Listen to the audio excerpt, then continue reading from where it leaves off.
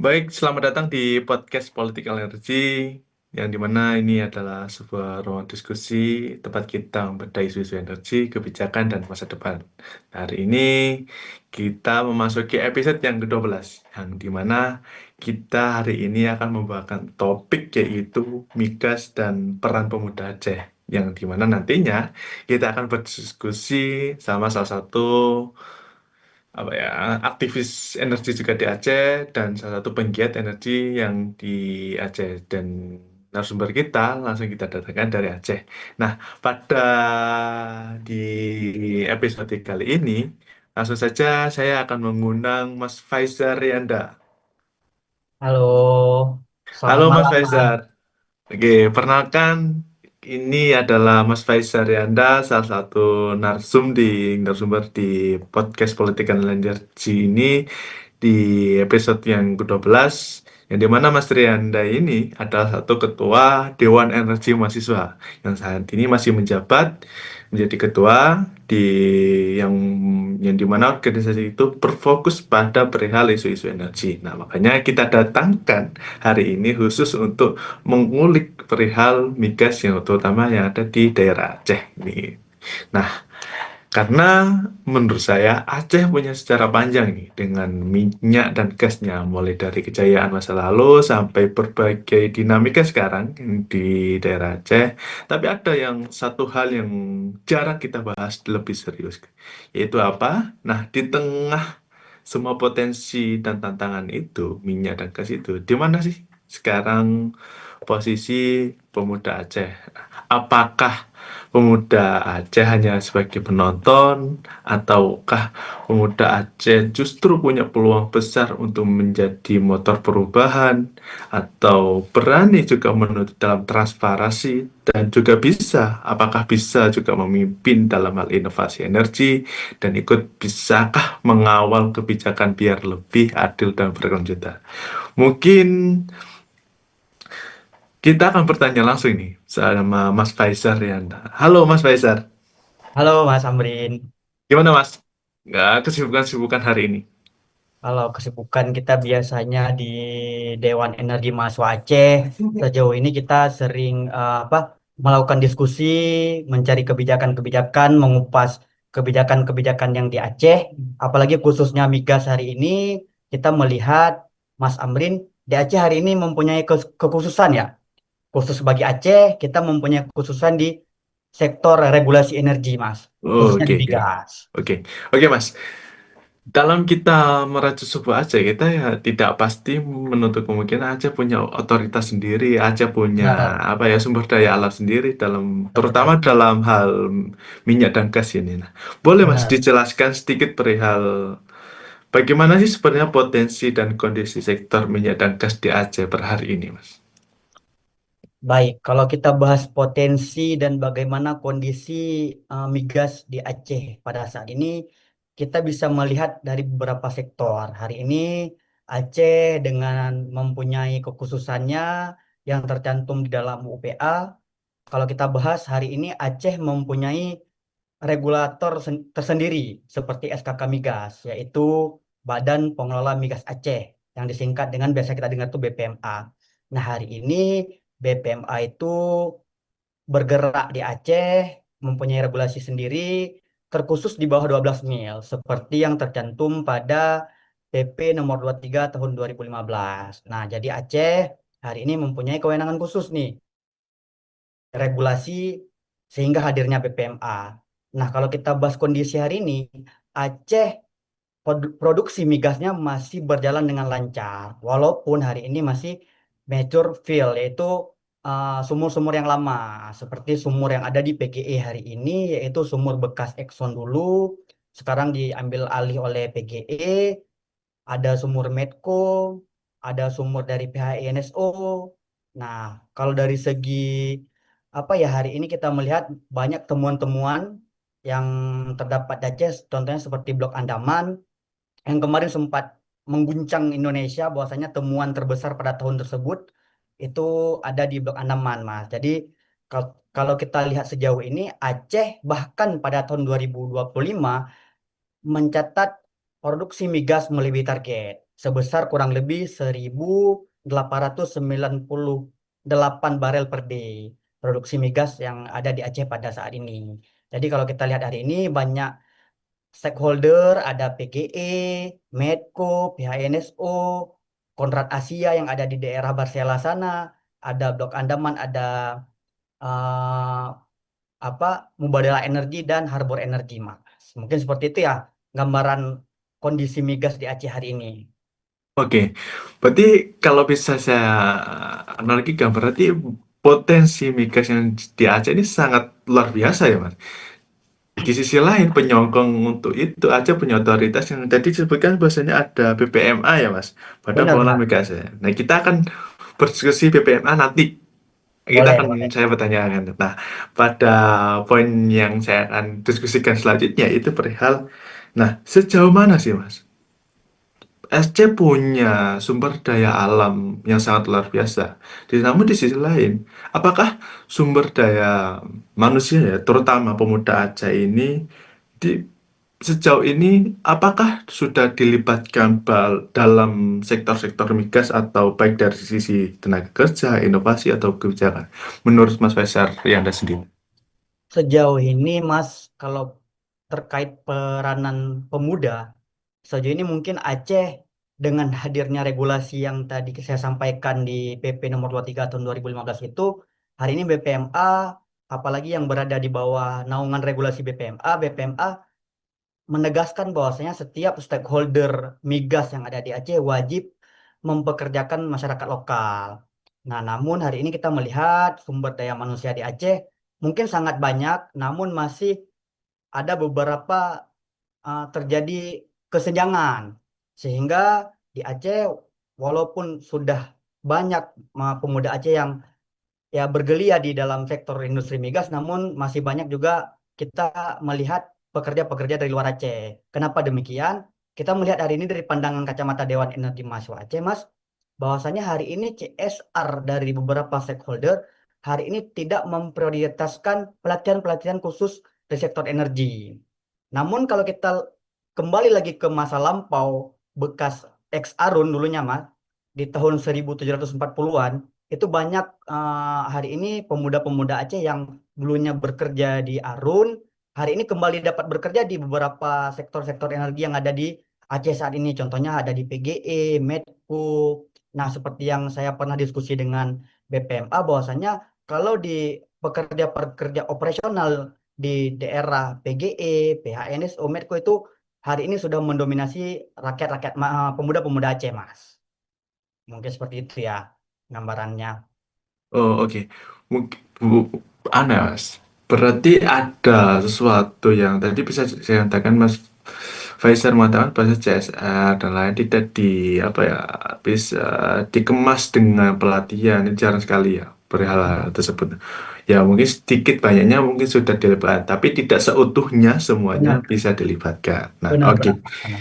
Oke, dalam hal itu ya nanti bisa diolah kembali bagaimana peran pemuda ini itu aja Nah, nah, terus Mas, dalam poin yang bisa saya tarik selanjutnya yaitu, nah, per hari ini pemuda kan sebagai agen of change, agen of control dan sebagainya. Nah, bagaimana sih Mas peran pemuda aja khususnya pemuda ada yang concern pada kayak Mas Faisal sendiri atau teman-teman yang lain dalam hal perihal energi ini?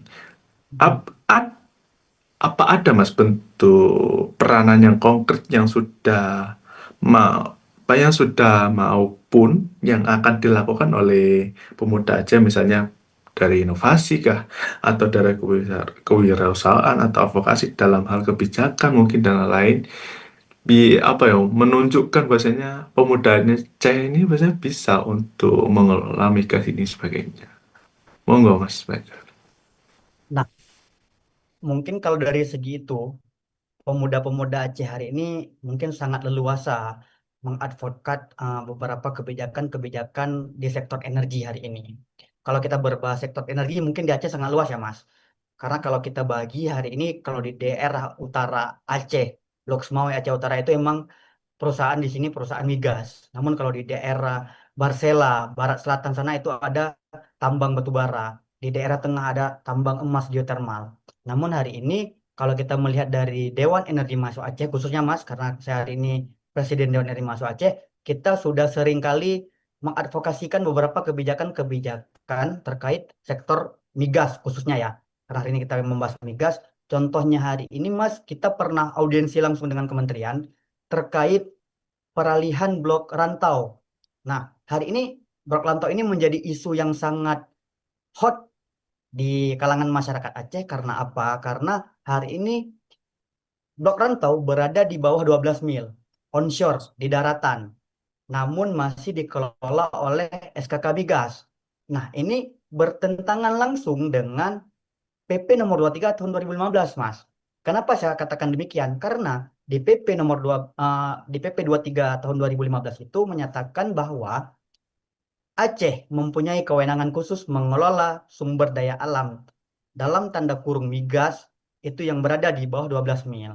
Namun hari ini kalau kita melihat masih dikelola dengan SKK, berarti ini tidak terimplementasi PP nomor 23 tahun 2015. Jadi hari ini kita sudah pernah melakukan audiensi dengan gubernur, melakukan audiensi dengan Dinas ESDM Aceh, sampai kita melakukan audiensi dengan kementerian. Hari itu saya berjumpa langsung dengan staf khusus Kementerian ESDM Indonesia. Nah, jadi dari segi itu kita bisa melihat bahwasannya pemuda-pemuda Aceh hari ini aware terhadap isu energi. Apalagi kalau kita melihat sejarah Aceh, Mas, pada saat ini terjadi konfliknya RI dengan GAM, Gerakan Aceh Merdeka itu gejala awalnya itu karena Arun LNG, pembagian hasil yang kurang maksimal pada saat itu. Nah, jadi hari ini kita kalau dari beberapa kegiatan Dewan Energi Mahasiswa Aceh berkolaborasi dengan mahasiswa, kita sering melakukan kegiatan-kegiatan diskusi publik, Mas, untuk mengupas beberapa kebijakan-kebijakan dari seputar energi. Nah, pada beberapa hari yang lalu kita sempat mengupas tentang peranan SKK di Blok Andaman. Bahkan kita hari ini sudah mapping kegiatan untuk kegiatan Next Gate Energi Aceh. Nah, kegiatan ini kita khususkan kepada pelajar sehingga mereka nanti ke depan bisa tahu arah gerak Aceh ini kemana dari sektor energinya. Jadi kalau kita mapping dari DEM Aceh, ketika pelajar ini sudah tahu potensi-potensi sumber daya alam yang ada di Aceh, mereka ketika melanjutkan ke perguruan tinggi, mereka bakal konsen kemana. Nah, hari ini kita di Aceh masih kurang ini teman-teman yang konsen terhadap isu-isu energi. Jadi sehingga dengan adanya program-program dari pemuda hari ini, kita libatkan pelajar yang masih siswa sehingga mereka ke depan kita berharapnya lebih aware terhadap isu-isu energi yang ada di Aceh, Mas. Oke, Mas. Ini sedikit banyaknya menyambung dengan apa ya, dengan pertanyaan atau diskusi yang akan saya diskusikan pada Mas Fair. Nah, perihal Boleh, boleh. tadi yang saya note ini BPMA, Badan Pengelola Migas Aceh. Nah, per Boleh, hari Mas. ini kan, Mas sudah menyebutkan bahasanya per hari ini kita punya kewenangan sendiri, Aceh punya otoritas sendiri lihat BPMA ini. Tapi pada faktanya SK kami kan masih ikut campur dalam hal ini. Nah, apa sih Mas Benar. dalam diskusi mungkin Mas yang pernah Mas apa ya diskusikan sama BPMA atau staf kementerian tadi? Saya kenapa per hari ini sudah punya otoritas atau kewenangan sendiri, tapi masih di apa ya masih per hari apa terkait minyak dan gas ini masih dijalankan oleh pemerintah pusat pada ini. Apa kendala-kendala atau mungkin pengelolaan kas sebelum maksimal K itu BPMK atau masih kewenangannya masih kurang atau gimana Mas? Pada itu masih ada tumpang tindih lah saya bisa mengatakan. Benar. Monggo itu. Monggo Mas Faisal bisa dijelaskan pada hal itu. Nah, sangat menarik pertanyaannya, Mas Amri. Karena kita sering berdiskusi tentang hal ini, jadi ada beberapa faktor ya. Kalau kita bahas dari Blok Andaman, yang hari ini mungkin Mas Amri juga sering mendengar tentang Blok Andaman, di situ ada Mubadala, ada Harbor Energi. Nah, itu berada di jauh di atas 12 mil. Nah, di situ kita mengakui bahwasanya itu kewenangan dari SKK Migas. Karena seperti yang saya sampaikan tadi, kewenangan Aceh BPMA itu berada di bawah 12 mil. Nah, hari ini yang menjadi sorotan publik bahwasanya hari ini kenapa di Blok Rantau itu masih SKK? Itu menjadi pertanyaannya. Karena Blok Rantau itu berada di bawah 12 mil onshore. Nah, kita sempat diskusi Mas pada saat itu gimana ya bahasanya karena kontrak kerjanya belum habis. Jadi kita apa namanya menghargai kontrak kerja.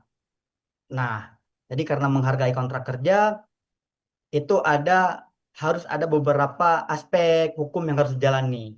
Nah, pada hari ini di 2024 kita dengan BPMA sudah melakukan audiensi juga, Mas. Bahwasanya BPMA sudah mengajukan ke kementerian untuk proses pengalihan. Nah, proses pengalihan ini membutuhkan waktu yang sangat panjang menurut kita hari ini. Sudah 1 tahun dari penandatanganan dari gubernur pada saat itu sampai hari ini belum ada titik temu dari kementerian. Nah, ini menjadi problematik di Aceh saat ini, Mas. Jadi, kalau kita berbicara tentang kewenangan, BPMA mungkin hari ini sudah mempunyai kewenangan khusus di bawah 12 mil, namun tidak di atas 12 mil. Nah, ini harus kita kasih poin penting, Mas. Di bawah 12 mil, kewenangan BPMA. Di atas 12 mil, masih kewenangan SKK Migas. Nah, jadi ini menjadi tumpang tindih seharusnya. Kenapa nggak hari ini semua Aceh itu diberikan kepada BPMA? Jadi tidak ada dua regulasi di sini.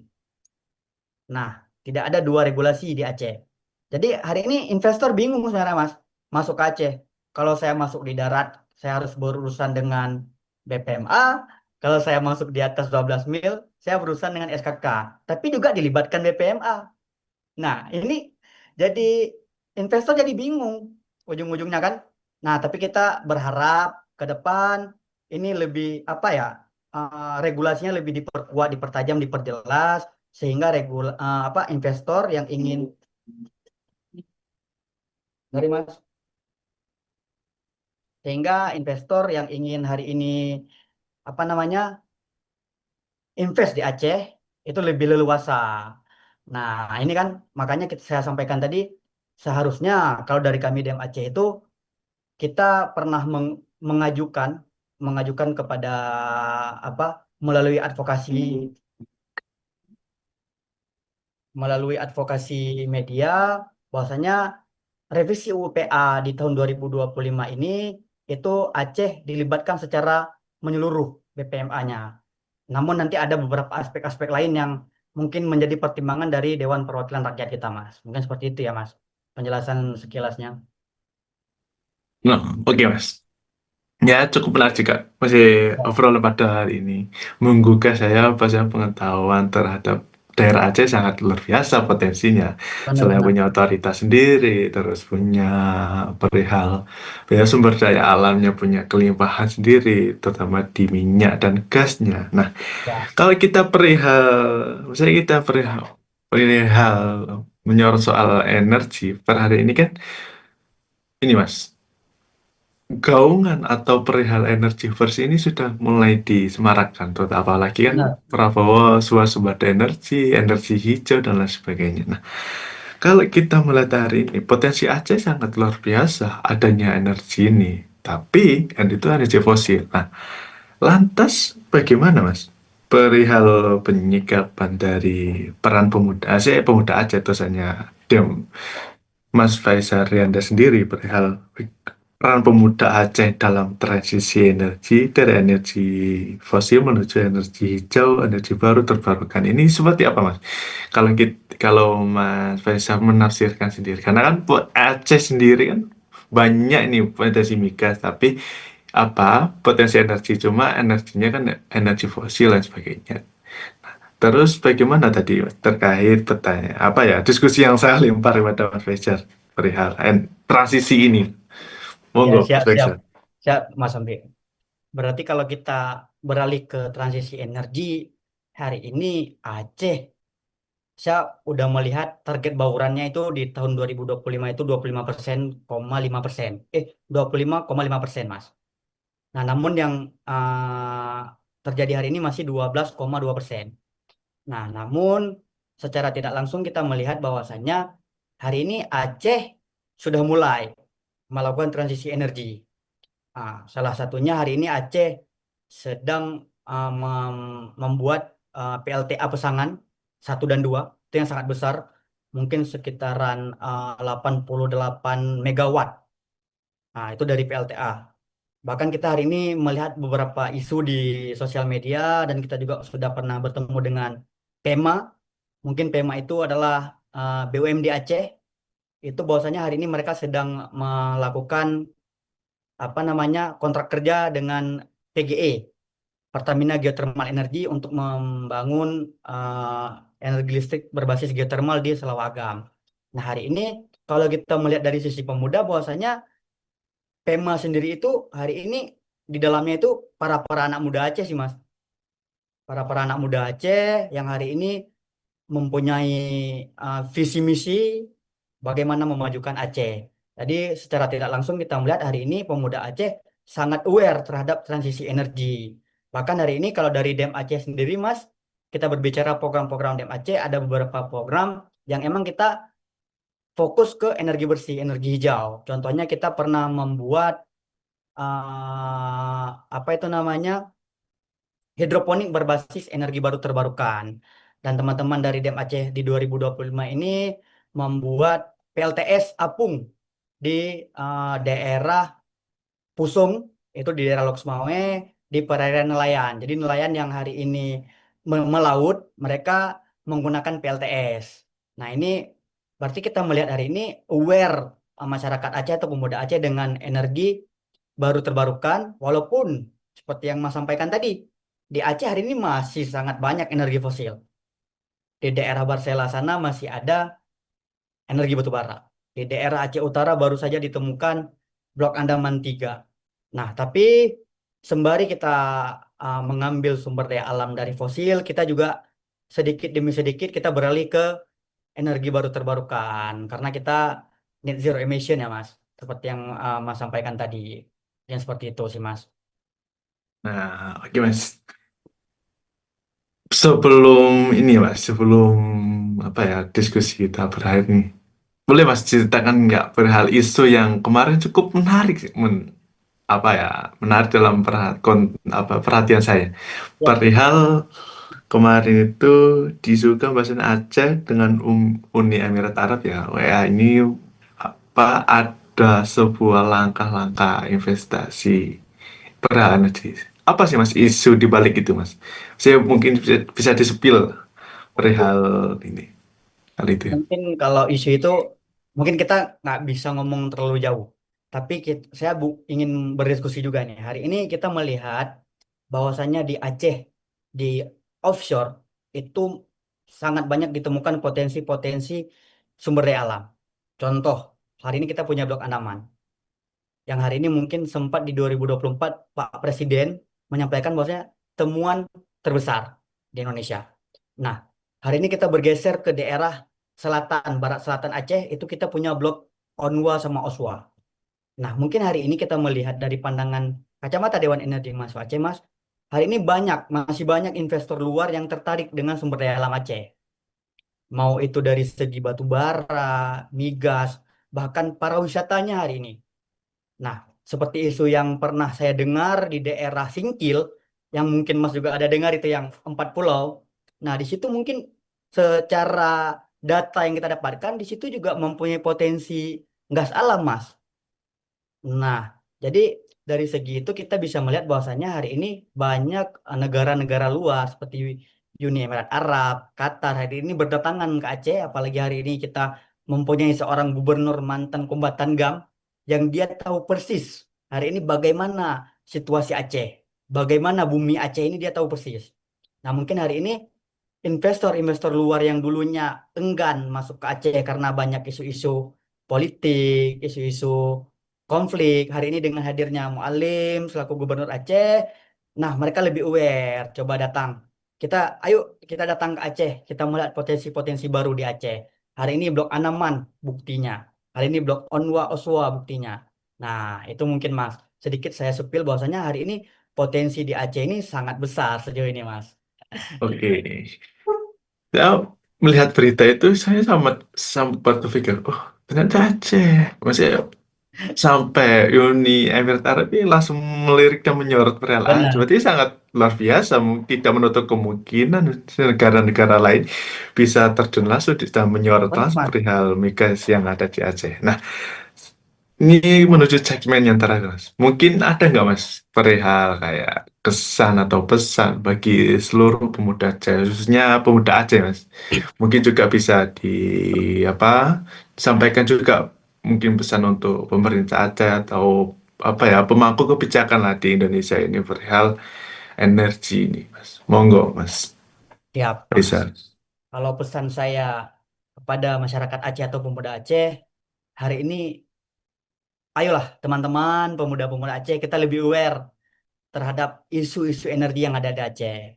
Karena hari ini kita pernah terjadi hal yang kelam pada masanya Aceh, yaitu pada masa Arun.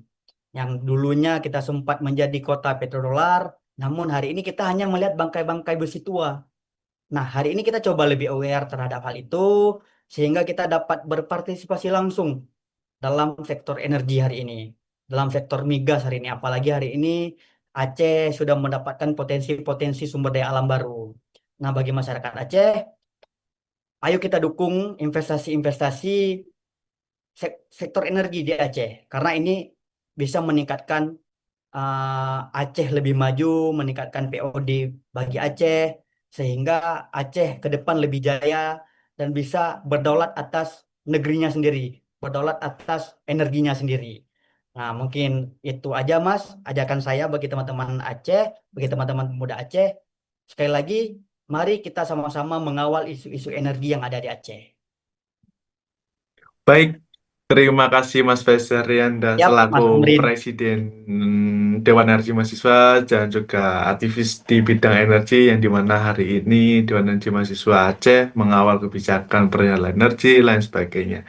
Ya, Mas. Saya selaku host Political Energy mengucapkan terima kasih banyak Mas sudah Sama-sama, Mas Amrin. bisa Siap. mampir di podcast ini dan next time mungkin saya akan undang lagi Mas Amin, Fajar amin. untuk kita akan Siap, siap. berbicara aja dari sudut pandang lain cuma Boleh. berenergi cuma mungkin kita akan sudut pandang yang lain. Nah, Siap, mungkin Mas. itu saja Mas Faisal. Boleh, Mas. Siap. Selamat melanjutkan kegiatan dan jangan kapok Mas, kita akan undang lagi seperti Siap, itu. siap, Mas. Oke. Perintah. Salam buat Oke. Mas Rizky, Mas. Ketua Oke. saya itu. Ketum. Siap. Siap. Mungkin itu saja sahabat Political Energy. Jangan lupa like, comment, and share. Jangan lupa bagi pemuda Aceh wajib hukumnya menonton di podcast Politika Energi karena kita membahas Aceh. Mungkin itu saja yang Benar, bisa saya benar, benar. sampaikan. Terima kasih atas waktunya. Jangan lupa like, comment, and share. Terima Siap, kasih Mas. semuanya. Nah.